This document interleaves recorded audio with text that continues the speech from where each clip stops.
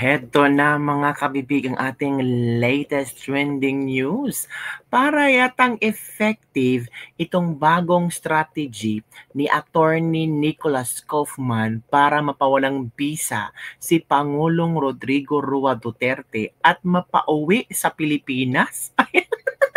Ang gandang strategiya ni Attorney Kaufman mga kabibig. Naging effective kung saan pinalitan si Karim Khan, ICC prosecutor Karim Khan. Pinalitan mga kabibig ni itinalaga ng International Criminal Court ICC Appeals Division si Judge Luz del Carmen Ibanez Carranza bilang presiding judge sa pagdinig kaugnay ng hiling ng kampo ni Pangulong Rodrigo Roa Duterte na i-disqualify si ICC Prosecutor Karim Khan. Parang effective yung strategiya na kung saan dapat talaga matanggal itong si Karim Khan. Oy, 'di ba? Kasi parang sabi ng iba, 'di ba si Karim Khan is parang merong connection din yan sa Pilipinas. Talaga ba mga kabibig? May connection ba yan?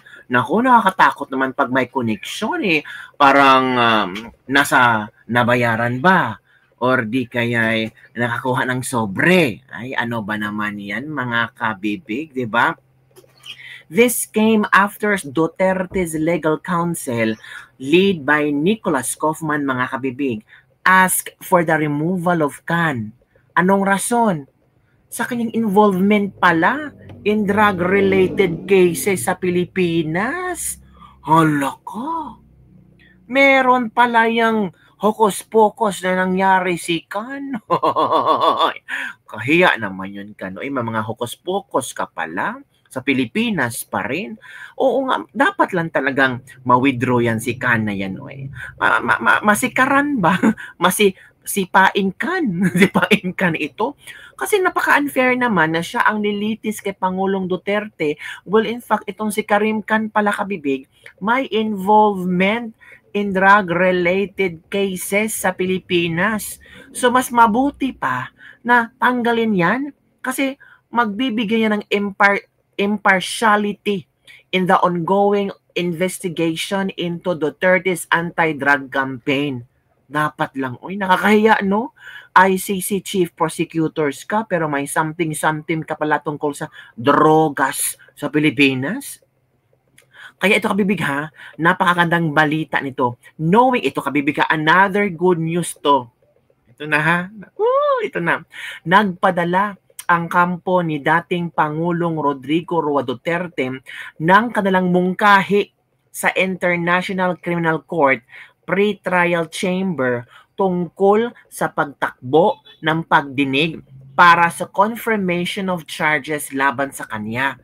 Ito yung mga suggestions nila ha, na sana matupad to, na sana bigyan nila ng pagkakataon na tuparan itong mga suggestions nila. Una, hinihiling nila na maglaan ng 30 minutes para sa opening statement at 30 minutes para sa closing statement ng depensa. Kailangan yan para marinig naman kung bakit sabihin ni Attorney Kaufman na inosente si Pangulong Duterte. Aabuti ng humigit kumulang 3 hanggang 4 na oras ang kanilang oral presentation. Naku, 3 to 4 hours ang oral presentation nila. Kung saan tatalakayin nila ang mga pangunahing isyong legal tungkol sa pananagutan na ibinibintang sa dating Pangulo at sa isyo ng crimes against humanity. In fairness, 3 to 4 hours mataas na yan para ipakita talaga sa ICC, isampal sa mga judges sa ICC na mali-mali ang ginawa niyong pag-kidnap kay Pangulong Rodrigo Roa Duterte. Huwag na tayong magmangmaangan pa. Kidnapping ang ginawa niyo. Diba? 3 to 4 hours, oral presentation, that's fine. Binigyan din ng depensa na hindi nakagawa ng anumang krimen si dating Pangulong Duterte at sa halip ay dapat niyang pinagsilbihan ang kanyang lungsod at bansa ng maraming taon. At tapat siya na pinagsilbihan niya ang kanyang bansa at kanyang lungsod Davao sa maraming taon. Dapat sana, sabi ng ilan, dapat sana si Digong, no, kung gusto talaga ng makulong, dapat sa Pilipinas na kinasuhan. Wala namang kaso si Digong sa Pilipinas eh. 'Di ba? Ay, halang nga may tuka ang mga taong ito. 'Di ba? In the oral presentation will last 3 to 4 hours, the defense will expand inter alia on a numbers of core legal issues which concerns the modes of liability imputed to Mr. Duterte and the contextual requirements of crimes against humanities. At alam nyo ba, kabibig, sa sobrang excited na sa iilang gusto na makulong si Pangulong Duterte, madami pala ang nag-apply. Madami ba yung 300? Kumpara sa 30,000 na sinasabi na 30,000 ang biktima ng AGK, nakakaawa sila. Mga interview ng mga pingklawan, mga interview ng mga MP, alam nyo na, mga rebelde. Palagi sinasabi, grabe ang daming namatay, 30,000. Pero ang tanong, bakit over 300 lang na mga di umano'y drug war victims ang nag-apply? Uy, kailangan ba talaga mag-apply bilang witness? Sabi nila, pwede ba yan? Kasi kung pwede pala yan, dapat sana maraming mag-apply. Magkano ba ang hourly ba ang bayad niyan? A total of 303 drug war victims.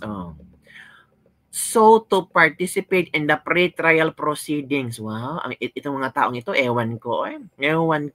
The victims and the representative are clustered into groups A, B, and C. Ooh.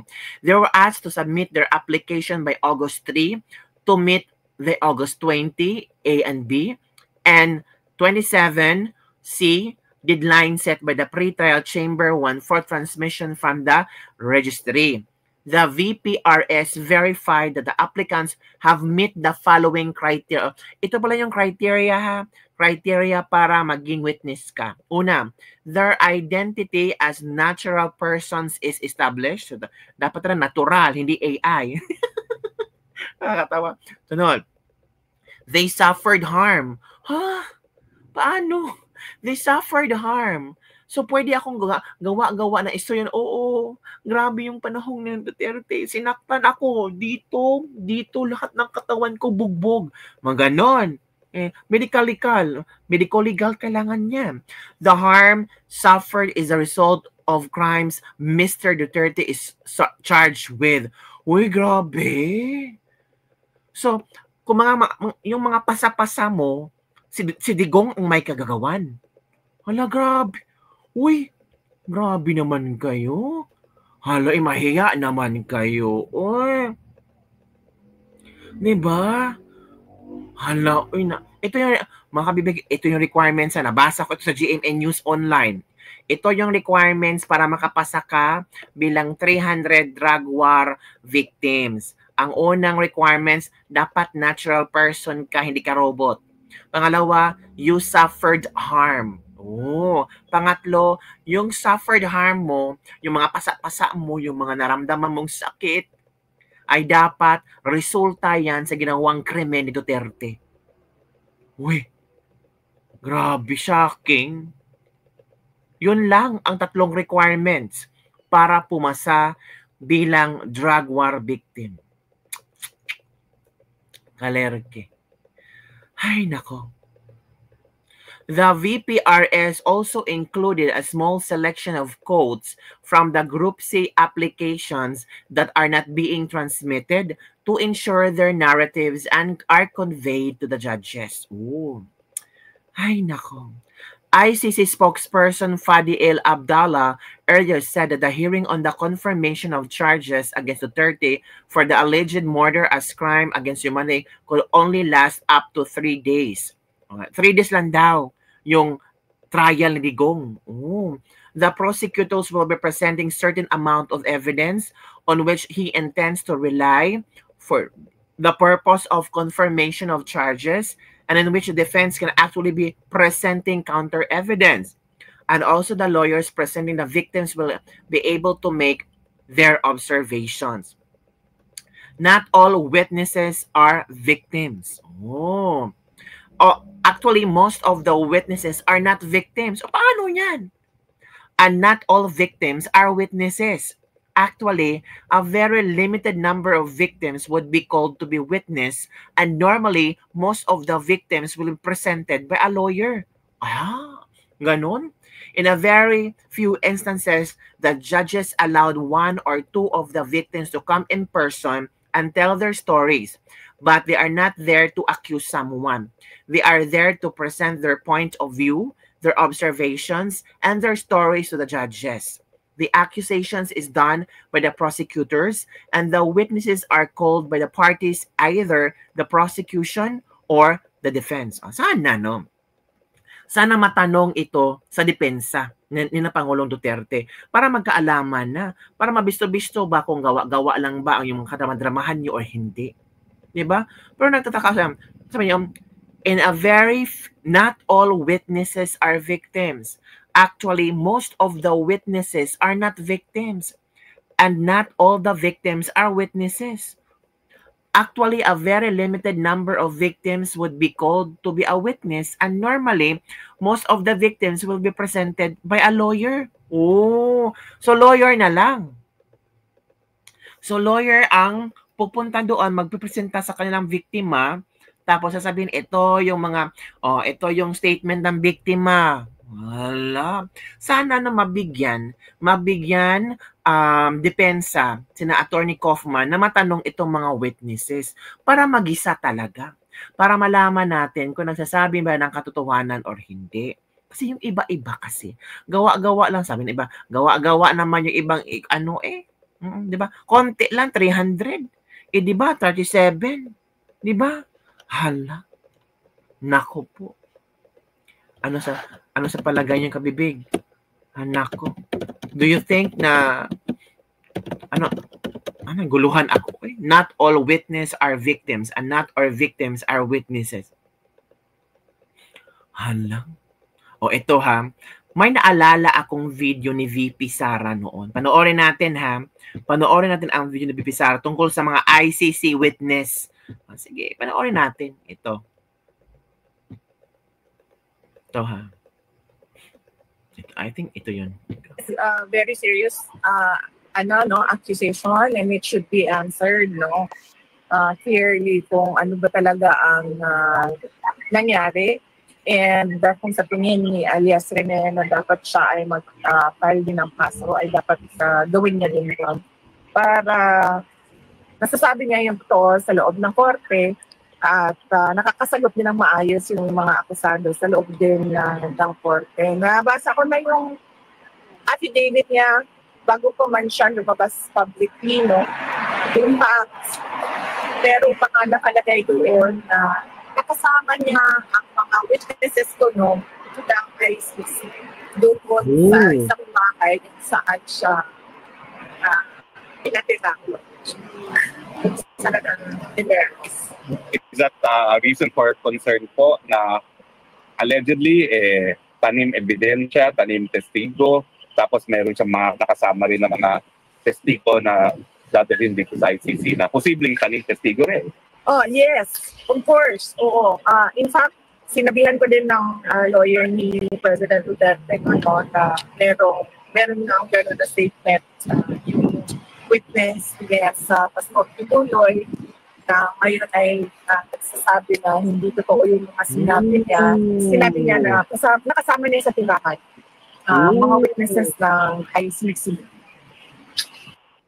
That is again nga. Ito again. Sinabihan ko din ng lawyer ni President Duterte na meron nga ang gano'n na statement yung witness against Pastor Kibuloy na ngayon ay nagsasabi na hindi totoo yung mga sinabi niya. Sinabi niya na nakasama niya sa tindahan mga witnesses ng ICC. Hala, kabibig. Yun ang pasabog din ni VP Sara. Hala ka. Ano sa tingin nyo, kabibig? Ano ang yung reaction hinggil dito? 'Di ba? Naku, parang maghintay-hintay tayo sa latest trending news. Basta, yun muna ang ating latest trending news. Sana, yung mga gustong mag-witness, kabahan kayo kasi of course, merong gisal-gisalan yan, gisa-gisahin kayo ni Attorney Kaufman. At if makita ni Attorney Kaufman, sinungaling kayo na, goodbye, bunot talaga kayo. Yun lang po, kabibig. Don't forget to like, subscribe, and share this video. Bye everyone. See you next time.